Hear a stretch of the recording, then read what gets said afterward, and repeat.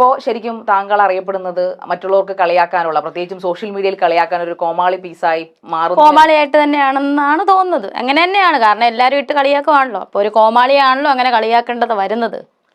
അങ്ങനെ ഒരു കോമാളി വേഷം സ്വയം എടുത്ത് അണിയാനുള്ള കാരണം എന്തായിരുന്നു? സ്വയം എടുത്ത് അണിഞ്ഞല്ലോ. ഒരു പരിധി വരെ ഞാൻ സ്വയം എടുത്ത് അണിഞ്ഞിട്ടേ ഇല്ല സാധനം. എല്ലാവരും എനിക്ക് തലയിൽ വെച്ച് തന്നൊരു സാധനമാണ്. എല്ലാവരും അല്ല, കുറച്ചു പേരെങ്കിലും.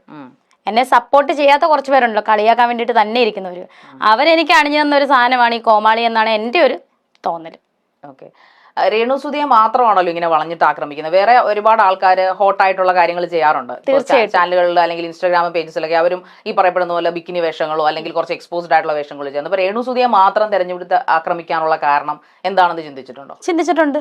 അപ്പൊ എനിക്കൊരു ഉത്തരം കിട്ടിയിട്ടുണ്ട്.